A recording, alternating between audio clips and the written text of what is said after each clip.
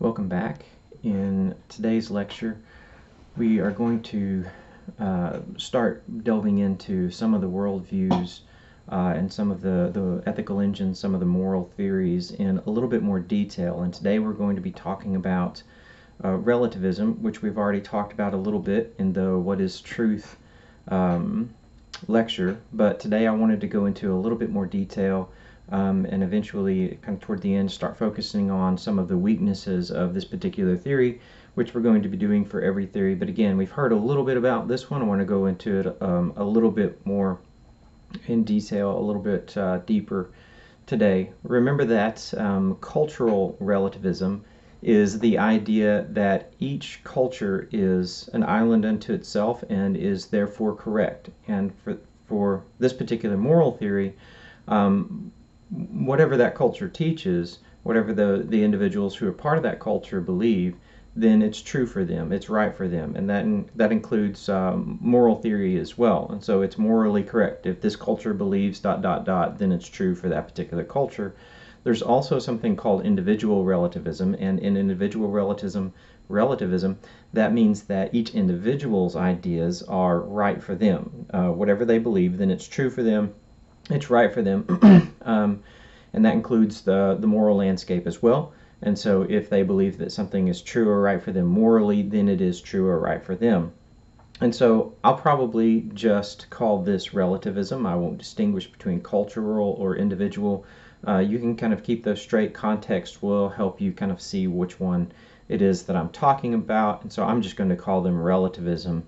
This is also sometimes called postmodernism. So if you've heard other individuals lecturing and you hear me as I'm defining this and you're saying, well, that sounds like what I've heard about postmodernism, they're often called the same thing. Relativism is just the term that I'm used to calling it, and so that's what I'm going to call it. We should notice here that it's not countries that are considered to be right within cultural relativism, because a country can be very, very diverse and contain multiple cultures. In fact, the United States obviously has many, many cultures contained within it, and so it's the culture that matters, not the country necessarily. And so kind of keep that in mind as we're talking about that particular culture. So culture can be one of those things that's tricky not to define, but rather it's tricky to identify within a country, because you can be part of a country, and within that country you can be part of multiple cultures. And so I grew up in southeastern Oklahoma in a very rural area where it was an hour's drive to anything that you would consider normal, things like grocery stores, or hospitals or movie theaters or anything like that. We just had to drive through the mountains a very long way to get to those things that most people might just drive down the street in order to get. And so within that culture, I grew up in that kind of rural mindset of kind of a redneck, kind of a hillbilly. Those were a lot of the individuals that I grew up with. On the other hand, my mother was steeped in culture. And so I grew up watching some of the more classical movies and musicals, and I grew up listening to Beethoven and James Galway, if you know who that is. And so my grandfather played in a big band as well. He played saxophone. And so I grew up with a lot of culture in that area as well. So I grew up in multiple cultures. I was part of multiple cultures, and to define me as one or the other is actually a difficult thing to do, because I'm part of both. And so that's what I mean when I say, it's not necessarily difficult to define a culture or to pick one out and say, here's a culture over here, although sometimes that can be tricky, but it is tricky to figure out who belongs to which and at what time and under what circumstances. And so culture is kind of a tricky one to put your finger on sometimes.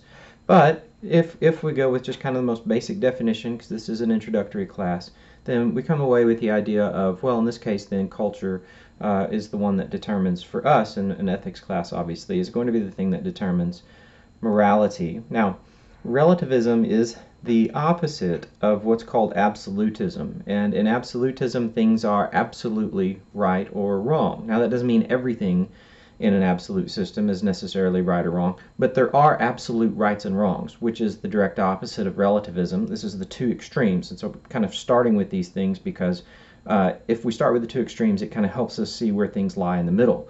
So with absolutism, there are things that are absolutely right or wrong. In relativism, there aren't absolute rights and wrongs. Everything's relative depending on the person or the culture, and it depends on which view you take as far as like cultural relativism or individual relativism. But in an absolute system, there are absolute rights and wrongs. And so kind of keep those two polar opposites in mind as we are going through this. Okay. Some of the attractions for relativism, like some of the things that it has to offer. Why is it that people adopt this particular worldview or this particular moral theory? So some of the attractions of relativism, there is a need for tolerance and understanding, and absolutism can be intolerant. And this is certainly true. If you look at some of the more absolutist cultures, and especially the ones that had any form of power and control over the world for some time, you'll find that there wasn't a lot of tolerance for other groups or other ideas within those cultures, and that can be off-putting for a lot of people. And so within relativism, there is a greater amount of tolerance that occurs, and that can be very attractive for individuals because often persons are abused or misused under an absolute system. And so what you do sometimes is if you see this kind of absolute system that's abusing people, perhaps you run as far away from it as you can, and that's why these polar opposites, now are kind of here in existence, right? So people have run to the far end and say, everything is right, everything's true, depending on the person and how they believe or what they think. All right, so after all, there is a great degree of moral diversity in the world, and sometimes you hear the phrase, different strokes for different folks. Sometimes you hear the phrase, don't cast the first stone, and very often you hear the phrase, judge not, and that's a direct quote from Matthew. And there in Matthew, there's that now is one of the most quoted Bible passages, is judge not or you'll be judged, right? So we shouldn't judge other people is the idea. And I think all of those things are positive in a way. I think a lot of that is very, very helpful. I think it's very important to be tolerant of individuals and allow that their ideas are heard, not necessarily accepted, and we'll see why not necessarily accepted, but that people should be able to express themselves is certainly true and important. And so tolerance is a really important and positive thing, I think, that comes to us from relativism. So besides that, some things are morally relative, and let me give you, I think, a good example from ancient Greece. In ancient Greece, there was a king who called his nobles into his court, and then he also called some nobles from India into his court, and in that conversation, he looked at the nobles from Greece, from his court, and he asked them, what's the proper way to dispose of your father's remains? And they said that you should burn them. And then he looked at those from India, and he said, how do you dispose of your father's remains? And they said, we consume them.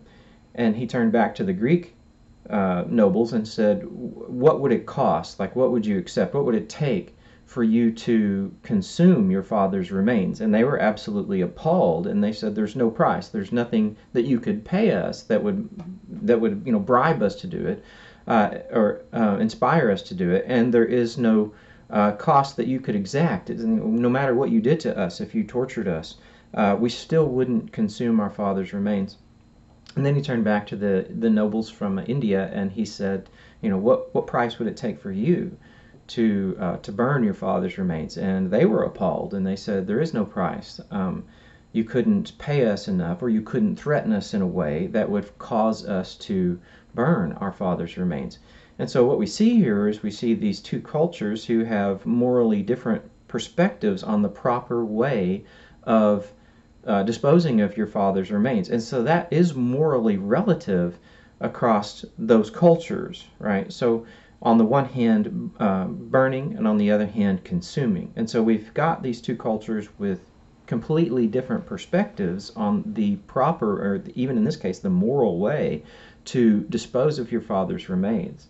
Or even looking at the others and saying those are immoral ways of disposing of your father's remains.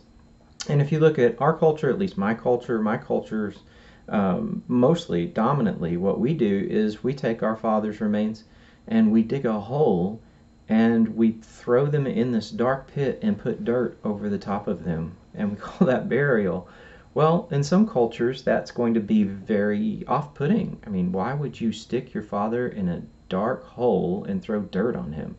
And so when you view it from another culture's perspective, it can be enlightening as to the, well, maybe what's important is not necessarily how we dispose of our father's remains, but there is a moral principle and a moral guideline that lays underneath all of these different activities of disposing of our father's remains, and that is that we show some type of proper respect for our father's remains. And so there is a moral underlying underneath. There's a foundation underneath all of the different practices. The practices are diverse, but the moral underlying, the moral foundation is the same in all of them. Respect your father. And so as we're looking at these things, these different perspectives, these different cultural understandings, I think it is important that we understand that relativism can give to us something that can be very useful and important, tolerance of other cultures' practices. But the question remains, is there still some type of underlying foundation on which morals stand?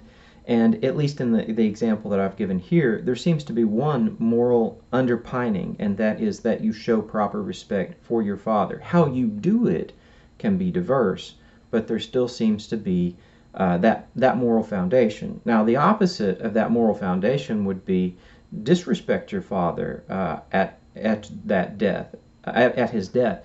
And so imagine a culture where what you did is you laid out all of your father's failings, and you went out and you said bad things over and over. Instead of standing and saying good things about your father, everybody made fun of and belittled the person who had died. Well, that would be a very strange culture indeed. It seems that what we do at funerals is that we hold that person up and respect them for the things that they were, to the best of our abilities. And so there seems to be that kind of foundational underlying there with that. So relativism brings to us some very positive things, tolerance, but relativism proclaims that there are no foundations, and so for morality. So part of our job here is to figure out if there are foundations for morality, and if there are, then relativism again is going to have an issue, at least with that foundational idea there. All right. Also remember from the last time that we talked about briefly that just because some things are morally relative in a culture, that doesn't mean all things are morally relative in a culture. Just because how you dispose of your father's remains is, I think, a morally relative idea. It's morally relative in the sense of it doesn't necessarily matter how you dispose of them. What matters is that you show respect as you dispose of them. But just because some things are relative, that doesn't mean all things are morally relative. So remember to keep that in mind.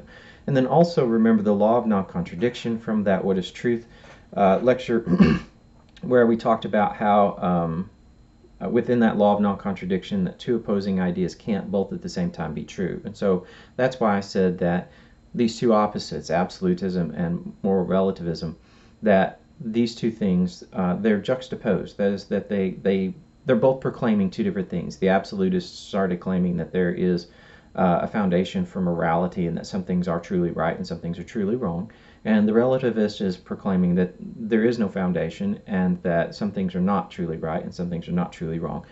Since both of those ideas are proclaiming the opposite of each other, they can't both be right at the same time according to the law of non-contradiction. And if you need to brush up on your law of non-contradiction, you can go back to that particular lecture and take a listen to that again, and so that it will help you to kind of understand and remember they can't both be right at the same time and in the same relationship.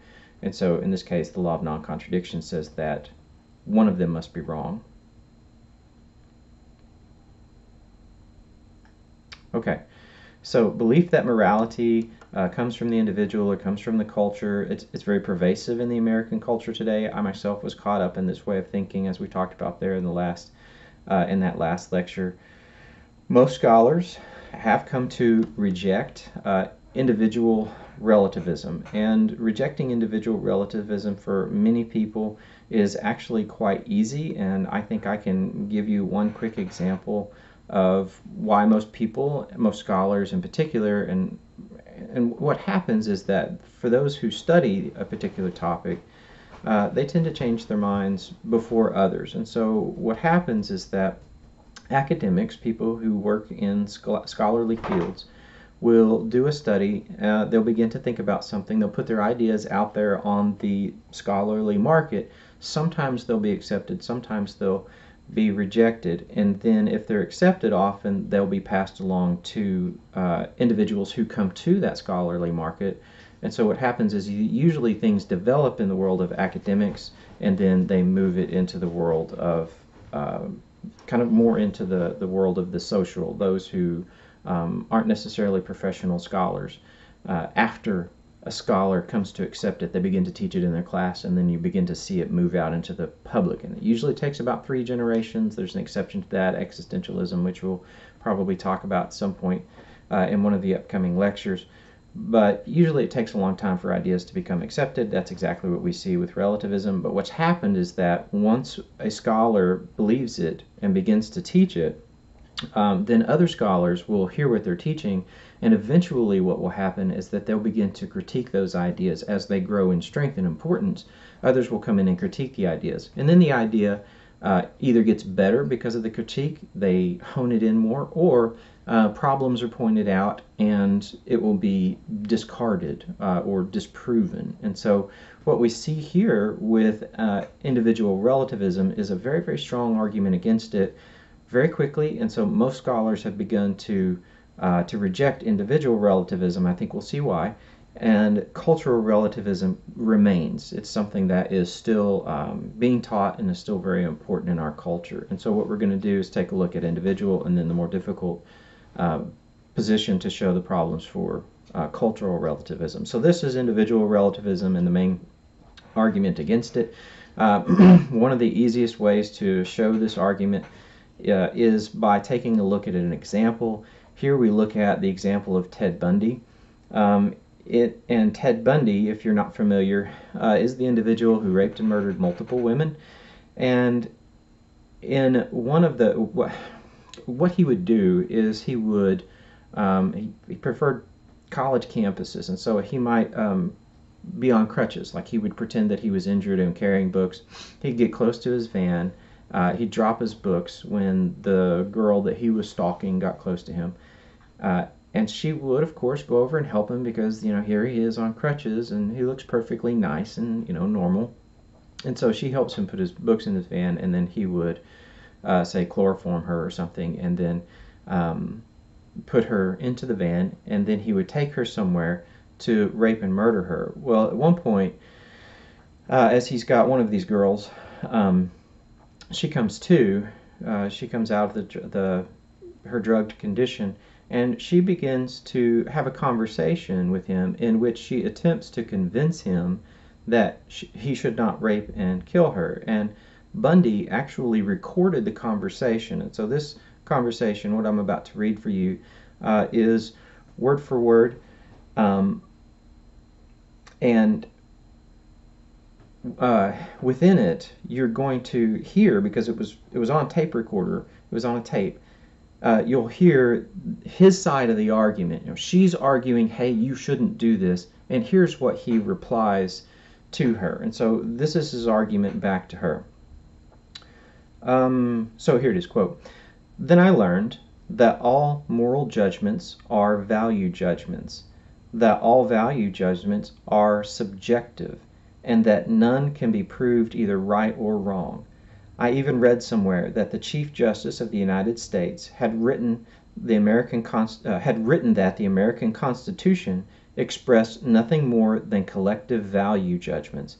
Believe it or not, I figured out for myself what apparently the Chief Justice couldn't figure out for himself, that if the rationality of one value judgment was 0, Multiplying it by millions would not make it one whit more rational, nor is there any reason to obey the law for anyone, like myself, who has the boldness and daring, the strength of character to throw off its shackles. I discovered that to become truly free, truly unfettered, I had to become truly uninhibited, and I quickly discovered that the greater obstacle to my freedom, the greatest block and limitation to it, consisted in the unsupportable value judgment that I was bound to respect the rights of others. I asked myself, who were these others? Other human beings with human rights? Surely you would not, in this age of scientific enlightenment, declare that God or nature has marked some pleasures as moral or good and others as immoral or bad. In any case, let me assure you, my dear young lady, that there is absolutely no comparison between the pleasure I might take in eating ham and the pleasure I anticipate in raping and murdering you. That is the honest conclusion to which my education has led me after the most conscientious examination of my spontaneous and uninhibited self." End quote. So here what we see is that he is saying that all moral judgments are subjective, or all moral judgments are relative. Remember, subjectivism and relativism are the same thing. And then absolutism and objectivism are going to be the same thing. So some things are absolutely right and wrong with the absolutist or the objectivist position, but nothing is right or wrong in the subjective or relativist position. Since nothing is right and nothing is wrong according to this individually relativistic position, it's up to each individual to decide for themselves. And what Bundy decided for himself was that the right thing for him to do was to rape and murder. And since everything is relative and up to the individual, then it was the right thing for him to do, because that's what he wanted to do and he believed it to be correct. And so you'll notice also that he made reference to this age of scientific reasoning, where we wouldn't argue that God or some other force had declared some things as right and wrong.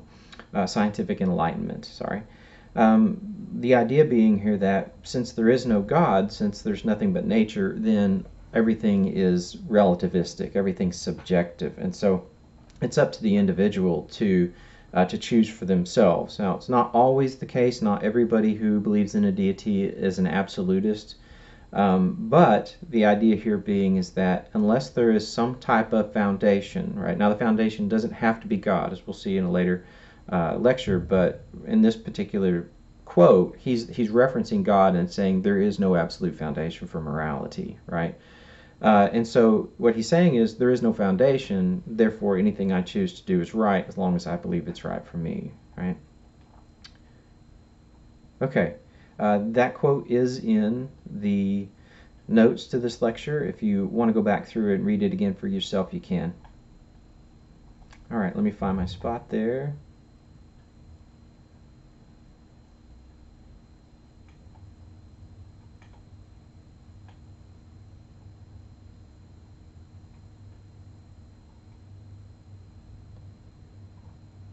Okay. All right, so if individual relativism is correct, he is perfectly justified in raping and murdering the girl, that girl, and the others.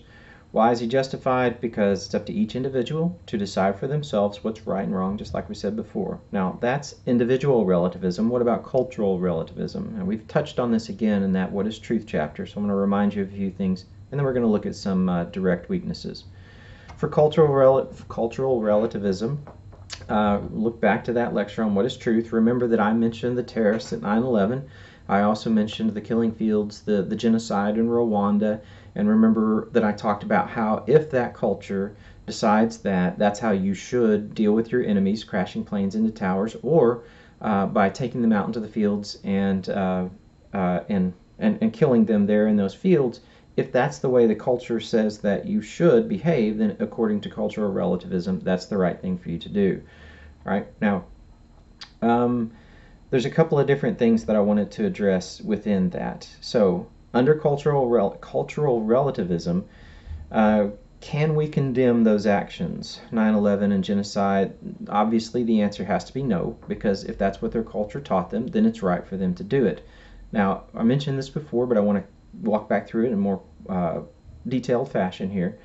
Notice that you can't make the objection that these relativistic rules only apply once you reach the border of that particular culture. The idea here being that things are right or wrong depending on, say, some type of country boundary, right? So if you're in this country, it's right, or if you're in this country, that it's wrong. You can't make that kind of argument, and a couple of reasons why. First one, imagine that you went to a culture, you went into a country where child sacrifice was required, right? And so you had to, like, that culture required the sacrifice of children.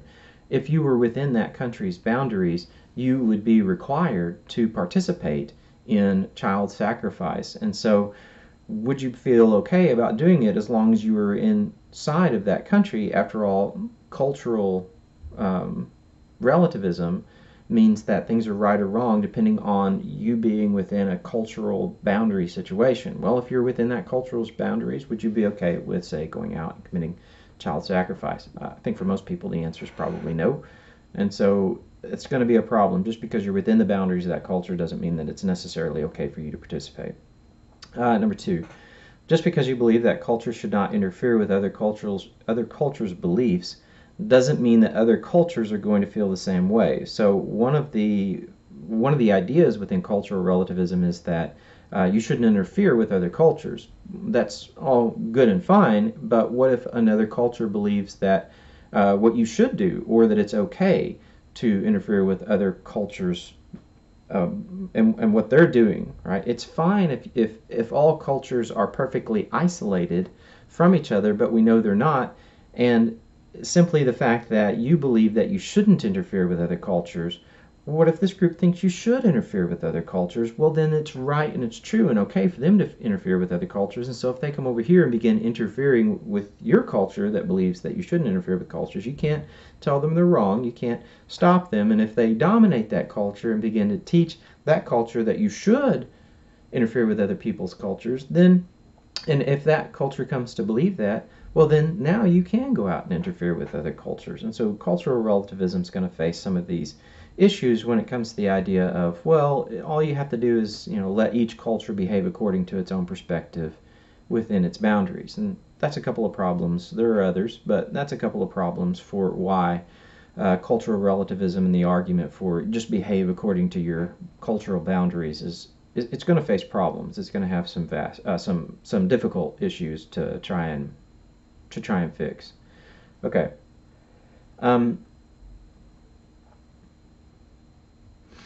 Another difficulty for some scholars within cultural relativism is that you can't tell another culture that what they're doing is wrong. So as we talked about before, slavery, then you can't condemn it. You can't condemn any culture who uses women as a bargaining chip in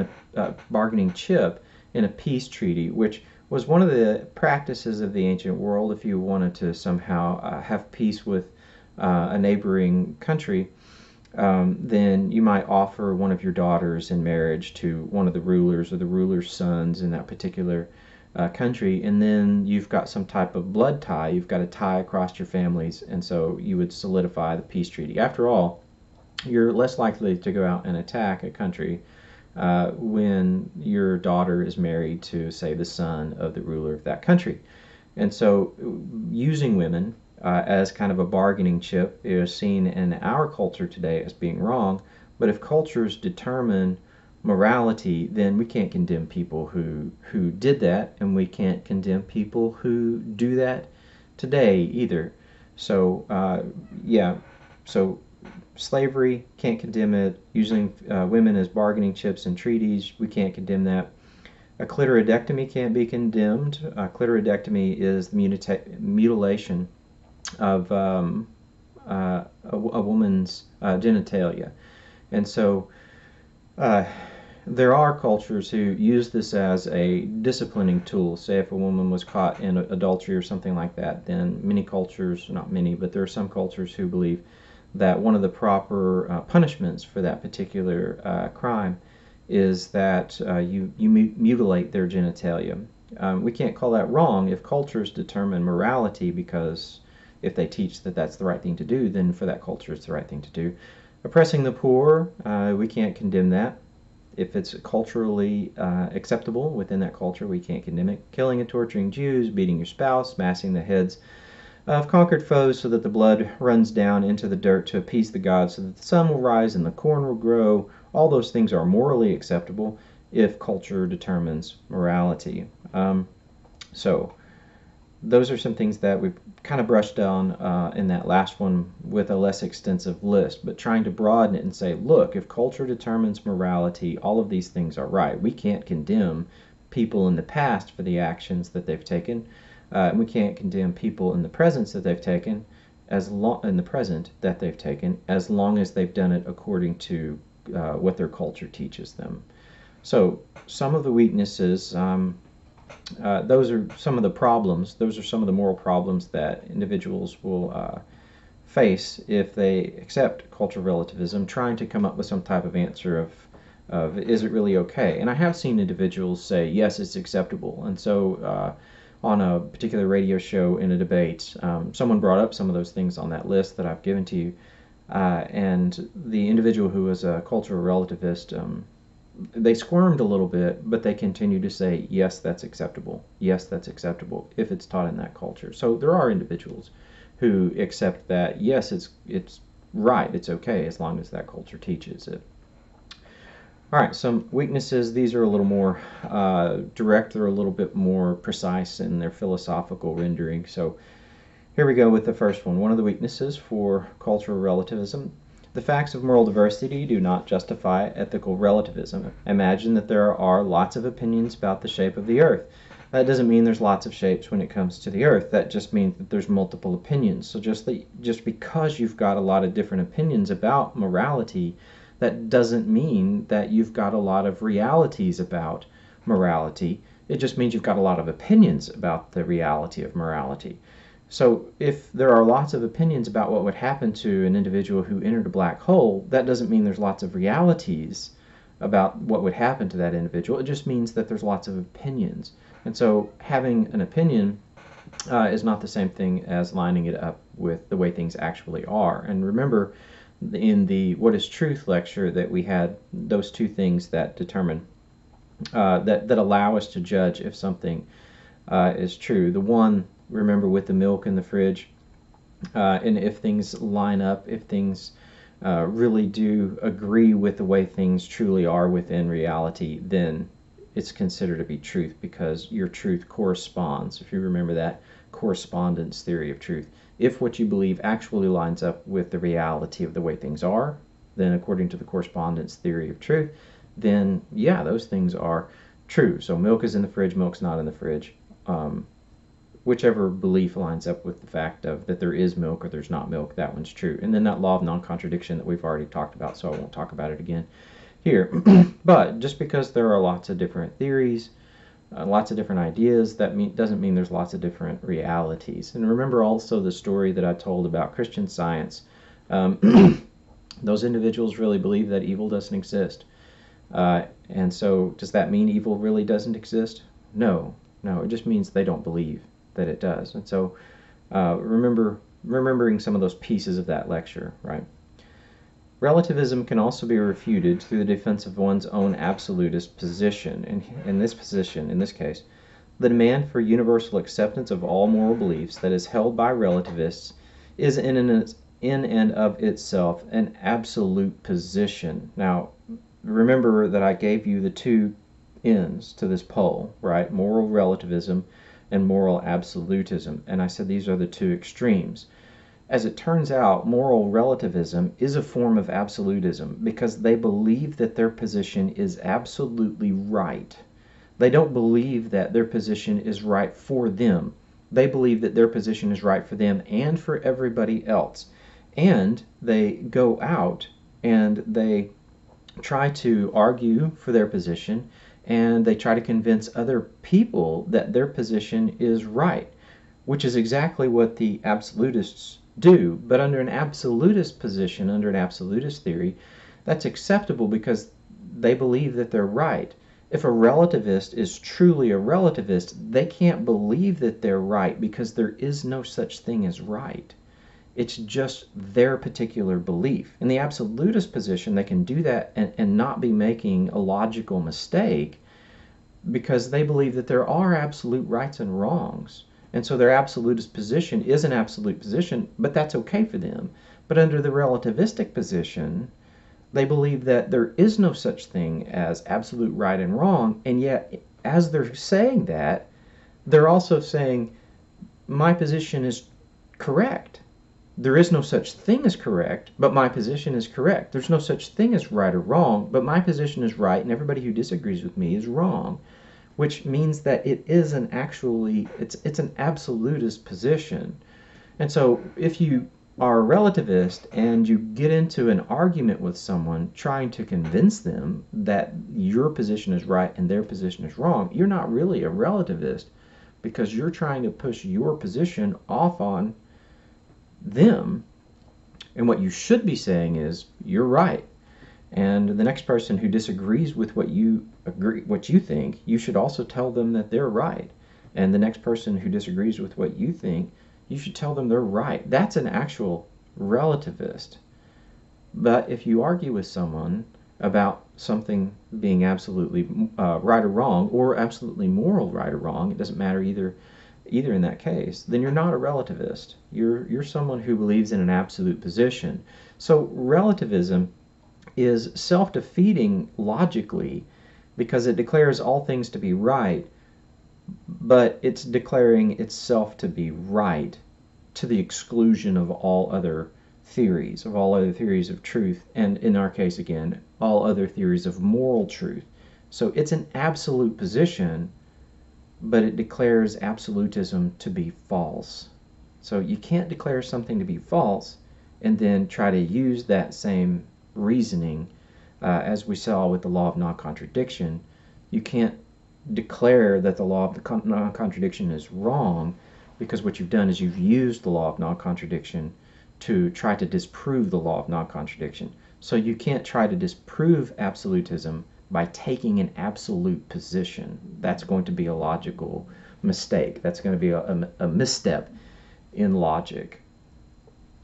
That one's always a little tricky for my students, so I spend a lot more time on it because you have to begin thinking about that law of non-contradiction and being able to use it quickly and easily. You also have to start thinking about things that are self-evident as opposed to self-defeating, right? And so in the case of something being self-evident, it doesn't have to be proven, it proves itself. We talked about that in the What is Truth lecture.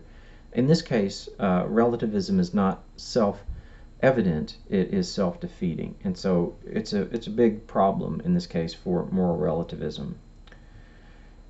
All right, this is the third weakness. Relativism is self-defeating. It's leading to the acceptance of absolutism or intolerance. Relativism seems to promise tolerance, like we talked about there at the beginning, and I said what are some of the attractions of relativism. Relativism seems to promise tolerance. However, if the other culture is intolerant, you can't condemn them for their intolerance, because if that's what that culture believes, then it's right for them to be intolerant. And so if you're part of a relativistic culture and you come in and you can't come in and condemn other people who are not relativists. If you do that, then you're not a relativist, you're an absolutist, because you're declaring that everyone should be a relativist. Everyone should think like you, everyone should believe like you, they should believe in relativism. That's an absolute position. Again, so if you do that, you're actually intolerant. And I can't tell you the number of times I've had conversations with students or other individuals, say just on the street or sitting in a booth in a restaurant, who were declaring that all intolerance is wrong. And I'm looking at them like, so you're telling me that the only thing you can't tolerate is intolerance, which means that you're intolerant towards intolerance. So you are the thing that you're seeking to not be. And so, again, there's that kind of logical misstep. There's that logical contradiction within the position of relativism. All right, fourth weakness for relativism. Ethical relativism really is a form of moral isolationism or indifference that ignores the fact that moral judgments are unavoidable. So what we're looking at here in this particular weakness is the idea that many people don't want to declare for different reasons, don't want to criticize or tell other people that they're wrong, that they're somehow doing something wrong. I can sympathize with this because I don't really like pointing to people and saying, look, what you're saying here is wrong, or what you're doing here is wrong. That's not something that I really enjoy doing. Um, but when you look at this, the idea here is that somehow these individuals who are trying to promote ethical relativism, that they're wanting to avoid those types of judgment and judgmental concepts. They're trying to avoid those kind of judgmental practices as well. It makes them uncomfortable. Perhaps they don't like it. Again, I agree. I don't really like doing it either. But just because we don't like to do that thing doesn't necessarily mean that it's not necessary. It's impossible to walk through life without making a judgment call about another person's activities. And so let me give you an example. Imagine that a known rapist knocks on your door and says, I want to date your daughter. Are you going to declare that you cannot be judgmental and then, ship your daughter out and off with this individual?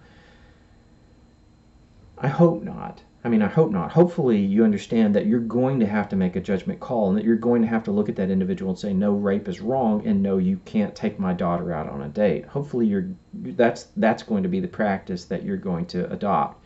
And I think that all of us can see the sanity, the usefulness of making that kind of judgment call.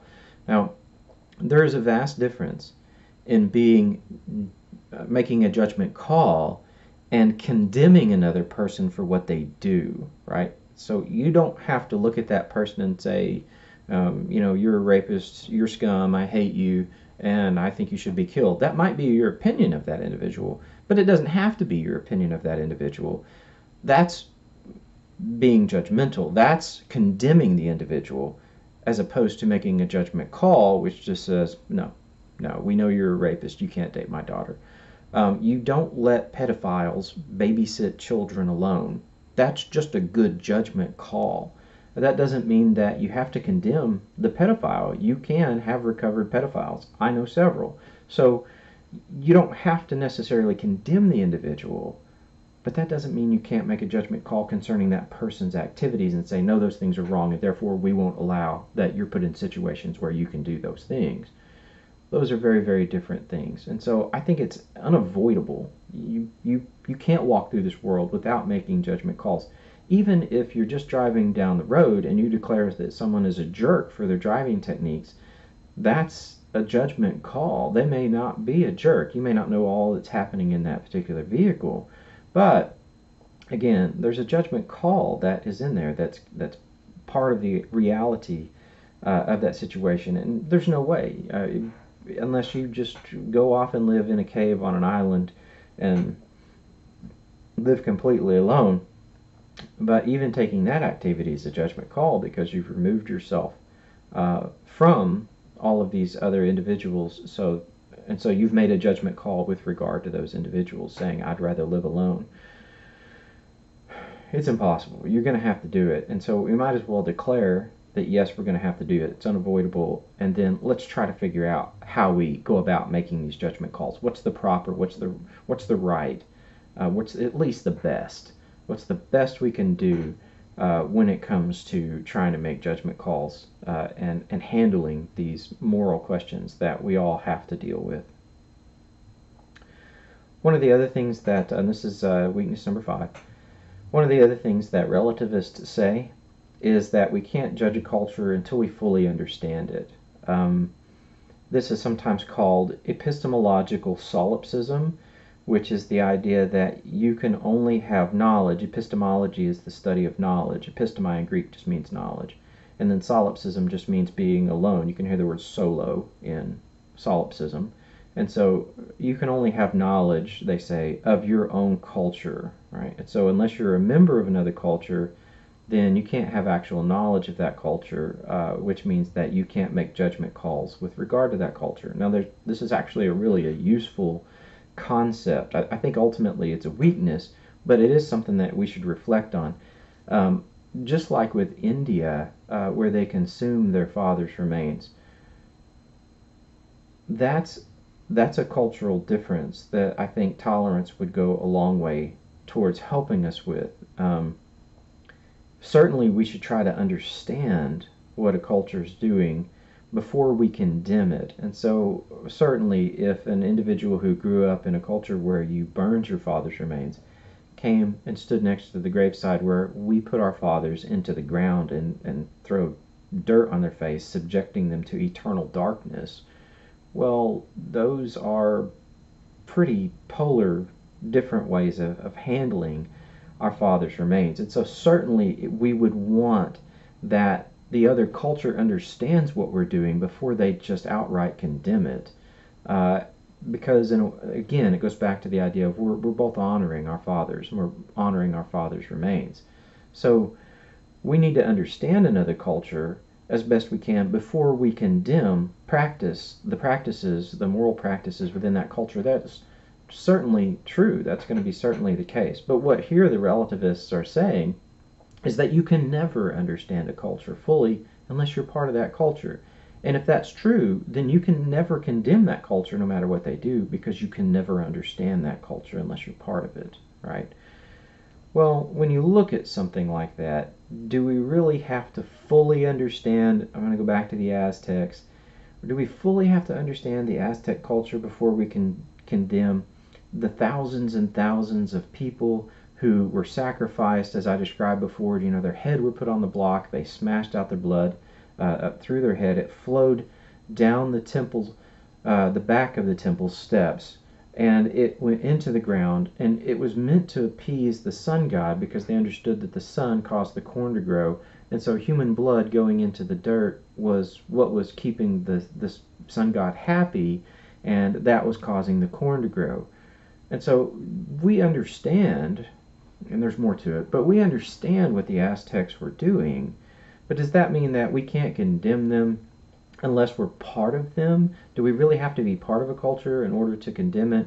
I take you back to those cultures who perform clitoridectomies. We understand that that's punishment sometimes for people who commit adultery, for women who commit adultery. Well, do we have to fully understand the culture or be part of the culture before we can say, no, you shouldn't do that? I mean, obviously, again, slavery, those cultures who had slaves, do we really have to fully understand it before we can condemn it? Genocide, do we have to fully understand a culture before we can declare it being wrong? I think we should strive to understand those cultures, to be sure. But does that mean we have to be part of it and fully understand a culture before we can declare those things as wrong? And also, again, I use myself as a reference. I'm part of multiple cultures. Um, so how and when do we define an individual as being part of a specific culture? And in fact, I'm not just part of two cultures, I'm part of like 8 different cultures, uh, different groups that have different practices that each of those kind of worlds, they're all part of me. And so within all of those things, and trying to just determine what does it mean to be part of a culture can be tricky. And how do you begin then to allow that these individuals make calls within the culture as opposed to not making calls within the culture?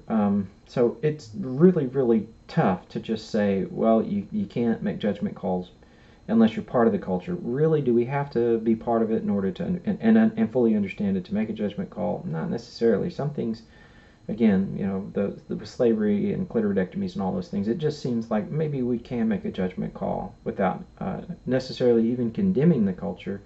But again, too, even just defining when an individual is part of a culture can be a tricky thing, because I'm part of multiple cultures, and I'm almost certain that all of you are as well.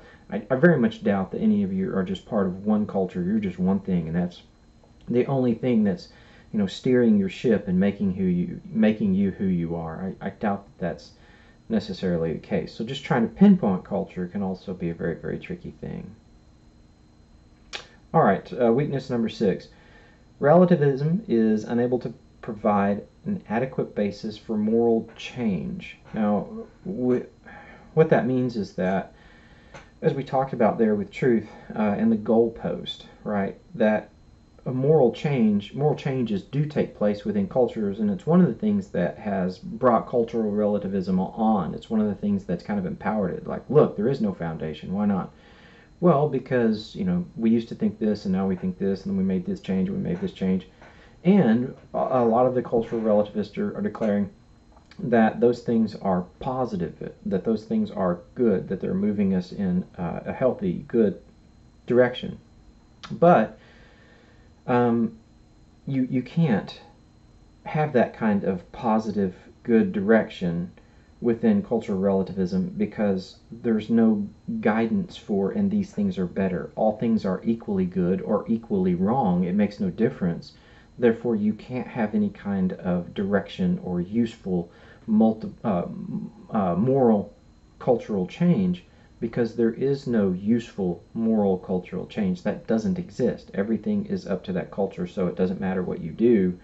As long as your culture accepts it, then it's right for you. So if that culture, as we talked about before, adopts slavery, whereas before they had it outlawed, if they adopt it, well, that's morally acceptable, and that change is then viewed in that culture as good, and therefore that change is good. So there's no way to provide any kind of basis for moral change. There's no foundation for, and cultures ought to accept these things as right or wrong, or cultures ought not to accept these things as right or wrong. That simply doesn't exist within cultural relativism. So all change is equal, and in this case, all change is equally good. There is no backwards or forward. And so any of the changes that we've made in, say, human rights over the past couple hundred years in our country and in our culture is not really good. It's just different. It's just change, but it's not good. Weakness number 7. Relativism is unhelpful in dealing with overlaps of cultures, which is precisely where we need help in a changing world, and a changing world, but also in a world that's shrinking. It's getting smaller. It's easier to make contact with people in faraway places instantaneously. And so what we've got here is lines that are overlapping, where it used to be that different parts of the world were isolated. I'm certain that there are still individuals in our world that are isolated. I'm sure there's somebody in the mountains of Mongolia that is isolated, or out in the middle of the Amazon that is isolated. On the other hand, we now have photographs of people in the African bush in traditional African bushman dress that are walking around talking on their cell phones and texting on their cell phones. So these individuals, even well out into the remote regions of Africa and Australia, are connecting, and so our worlds are all colliding. And so relativism can't really help us because all they can say is that every culture is right in whatever it is that that culture does. That's fine if your cultures are not interacting, but that's precisely what our cultures are doing. And so that what that means is that from an ethical perspective, we need help in this area, and relativism really can't help us. So because of things like commerce and trade and Medium TV, CNN, BBC, and the internet, our world is shrinking. It's collapsing. And so we've got to try to figure out how these cultures can both interact, have, I think, a measure of tolerance and acceptance, but also at the same time, that doesn't mean that we have to tolerate and accept everything that all of the cultures do.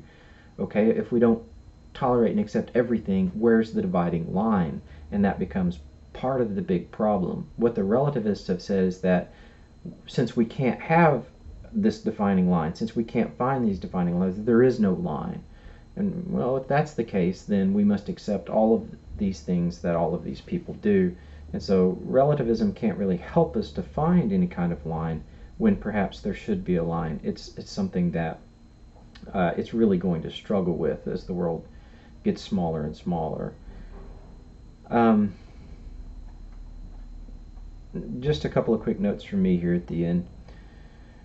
When students disagree with me in class, I don't tell them that they're wrong. I'll ask them questions. I try to make them think about their ideas.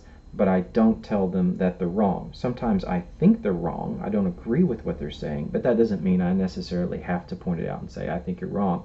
Now, sometimes students will also, they'll be promoting a position that I agree with, and I'll ask them questions, the same questions I ask myself, and try to make them think about why they might be wrong as well. So it doesn't really matter the position. I often play devil's advocate and try to make students think through their positions and see what their weaknesses are, what their strengths are. Whether they agree with me or not makes little difference to me. Relativism is the only exception, and the reason it's an exception is because I used to be in cultural relativism. I used to believe it myself. And then through a series of studies and arguments and logic, I began to see that it's logically uh, contradictory. It contradicts itself in so many places, and it just won't work. And what's really interesting is that as I changed my mind and I began to read more and more textbooks, because I really enjoy reading textbooks, um, as I was reading those textbooks and those different authors, I found that any number of the more liberal authors, the ones who are uh, further away from the absolutist position and who are much, much closer to the relativistic position, I saw any number of those relativistic authors begin changing their mind and moving slowly more towards absolutism. And this happened for a number of reasons that we don't have time to go into because of some of the historical uh, occurrences that happened within the last 2 to 3 decades. We've begun moving a little bit more from that. The scholarly world has begun moving a little bit away from that everything is relative position to there must be some things that are right and wrong. They're not absolutist by a long shot, but I began reading more and more people who began slowly moving away first from individual relativism and then from cultural relativism as well. And the more I've looked at it, that's why I've begun to move as well. I'm reading these individuals, beginning to realize that there's just logical inconsistencies here, and so it has nothing to do with my preference. It really just has everything to do, in this case, with it doesn't hold up logically. It is something that is self-contradictory as opposed to something that is self-evident. And so I've begun moving away from it myself. And so it's really the only time I'll look at my students and I'll say, this one just doesn't hold up under scrutiny. So many of the previous things that we've talked about are ideas that we can't really disprove. And I think cultural relativism and individual relativism are the exception. These are things that we can prove to be logically false. And I don't know that there's any other moral theory out there that we can make that claim about, that, well, these things are wrong. They're logically wrong. I don't know of any others. And so that's the only reason I'm really comfortable saying I think this one's just wrong. Yes, many of the previous ideas, we can't just say that they're wrong. We can't prove that they're wrong. But in this case, it's logically false because it's self-contradictory. More and more professional philosophers are beginning to see this, and it's really unusual that this trend has caught on so quickly. Usually it takes about 3 generations for ideas to either gain a foothold and become popular, or for ideas to begin to decline in their power. But relativism almost came in, it's almost like it came in and blipped really quickly on the radar because people began to scrutinize it, and as they did, they began to see things like the Ted Bundy issue or the we can't tell other cultures that they're wrong problem. And so it took a while, but people began to apply the basic concept, the basic concept of relativism. They began to apply that to itself, to relativism itself. And so there was another example of this from history that might help you kind of see what I'm saying here. At one point in history, there was an idea called logical positivism, and basically, and this is not a full explanation, but basically within logical positivism, the foundation for that theory was unless you can prove a statement scientifically, then the statement was just an opinion. It couldn't be either shown to be true or false. Unless you could bring in and do scientific study that showed it to be right or wrong, then it was just an opinion. And so it took a while, it took a few years, but somebody later realized, hey, what if we apply the principle, the basic foundation of logical positivism, what if we apply that to logical positivism itself? The basis of logical positivism is that unless something can be proven scientifically, then it's just an opinion. Now, take that phrase and apply to it its own principle, and what you'll find is that you can't prove scientifically that unless something is true scientifically, then it's really just an opinion. You can't prove that statement scientifically. It's then an opinion, which means the foundation for logical positivism is shown to be false. You've got the same issue here with relativism, because if you apply the ideas of relativism to itself, namely that all ideas are equal, if you apply to that the opposite position, which is the position that ideas are not all equal, then if you're a relativist, you have to decide that it's true that all ideas are not equal. That has to be equally true, but that's the opposite teaching of relativism. And with the law of non-contradiction in place, what you've got is that they can't both be right, but relativism is declaring that all ideas are right, even ideas that are the opposite of what it believes. And that just makes it self-contradictory, so it makes it have these massive logical problems. Now, if you have been convinced that relativism is false, I mean, if you thought it was when you came in and now you think it's not, if you thought it was right and now you think it's not, it's fine. If you don't, if you think if you came in, you thought it was right and you still think it right, that's also fine. I'm not going to fail you in my class. I'm going to ask you some questions. I'm certainly going to ask you questions about whether or not relativism can hold up under this kind of scrutiny. So if you say, yeah, it's true, then we're going to start having those kinds of conversations to be certain. Doesn't mean you can't pass. I don't fail people because they don't agree with me, but I certainly am going to try to press you. I'm going to press you in conversation and say, look, here's the issues, here's the problems that you're facing. If you are a relativist, then I trust that you won't tell me that I'm wrong for telling other people that relativism is wrong. Because within relativism, all things are right depending on their culture. And I actually grew up in an absolutist culture. Now, I became a relativist at one point in my life, but I grew up in an absolutist culture. And so if I grew up in that culture, and if that's the culture that I'm in now, you can't tell me my culture is wrong. You can't tell me that what I believe is wrong, because I'm in an absolutist culture now. That's my system of belief. I believe that some things are right and some things are wrong, both logically and morally. I think there are some moral rights and wrongs. And so you can't tell me I'm wrong if you're truly a relativist. As soon as you start arguing with me and declaring that relativism is right, you're no longer a relativist, you're an absolutist as well, because you're saying my position is wrong and your position is right. So as a relativist, you actually can't have that argument with me. You just have to agree with me that I'm right. You can also then declare everybody is right if you so choose, but you can't ever tell anybody that they're wrong about morals or even some of just the basic facts. And so if you believe all things are right depending on that culture, you shouldn't be arguing with me and telling me that my position is then incorrect, because that's my culture and that's now the position that I hold. So this is one of those difficult lectures. It's difficult to conceive of some of the pieces. I understand that. I accept that. I had a lot of difficulty doing it too, and it was something that I wanted. Like, I wanted to understand these things.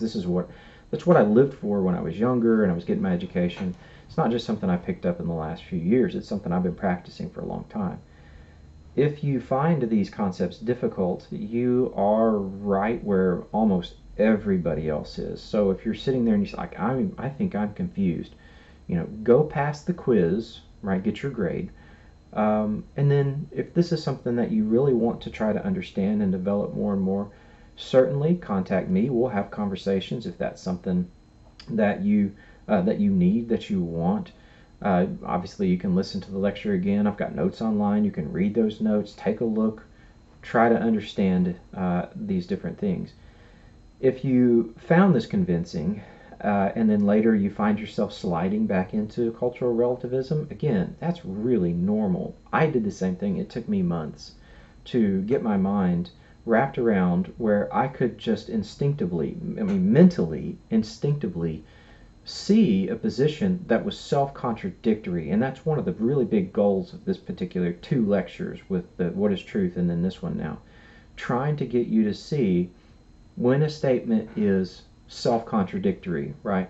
Now, here's an example just from culture, right? Just from the fact of that I'm not a Star Wars fanatic, but I like Star Wars. It's fun. I can get into some of the cultures, so I watched the different movies, and I've read some of the books, right? So I enjoy Star Wars. Well, at one point, if you're familiar with the characters, Obi-Wan Kenobi is fighting Anakin Skywalker, the fellow who's going to become Darth Vader. And Anakin Skywalker, at this point, he is becoming what's called a Sith. And a Sith is basically it's the dark side. It's the Jedi of the dark side, right? So what I'm trying to do, for those of you who know, you don't need me to explain this, but for those of you who don't understand, basically, it's the Jedi of the dark side. Close enough. We'll just leave it with that. So, the dark side Jedi, the Sith, right? Anakin is becoming Darth Vader, who is a Sith Lord. So he's beginning to engage in and embrace the dark side. And Obi-Wan Kenobi is a Jedi, so he's a fighter for the light side. So as these two are battling each other, Anakin this is where he's beginning to tip and truly become a Sith. He's taken other actions that have kind of gotten him moving in that direction, but he's truly about to take that step and become a full Sith Lord where he becomes Darth Vader, right? So these two are fighting each other, and at one point they're having a conversation. The fight kind of lulls, and they're having a conversation, and Anakin makes a statement, and Obi-Wan looks at Anakin, and he says, "Only a Sith deals in absolutes." Now think about it for just a second. If only Siths deal in absolutes, well, that is an absolute statement. That's an absolute truth.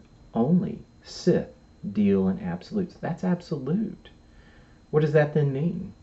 Well, that means Obi-Wan Kenobi is a Sith because he has dealt in an absolute, and therefore he himself is actually a Sith. It took me a long time to get where I could see these things, where I could spot different phrases that were self-contradictory. And so it takes a lot of practice. It takes a lot of tuning your mind. It's like shooting a basketball. You've got to shoot the ball thousands and thousands of times before you get to where you can do it very well. Same thing with any type of mental activity as well. You have to do it over and over and over again. So if you find yourself sliding back into cultural relativism, and that's something that you think is probably not something you should, with all the benefits, with all the tolerance and everything else that I think is good that it brings to us, I don't think it can be a moral foundation. It declares there is no foundation, therefore it can't possibly be a foundation. It's declaring that there's not such a thing. It can't then turn around and be the thing that it's declaring doesn't exist. If you slide back, come back, listen to the lecture, go through the notes, talk to your friends, go watch other videos on the topic, go watch videos that argue for cultural relativism. Try to find the opposite of what I'm saying if you're truly interested in this particular topic. To be sure, bring it to my attention, we'll have a discussion, and we'll see where it goes from there, absolutely. So it's a difficult thing. It was one of the hardest things for me to adopt and accept within my academic career, but it is probably, I think, one of the most influential and most important steps that I took as well. So encouraging you in that aspect for sure. All right, that is it for today, and we will have another discussion when we come back next time.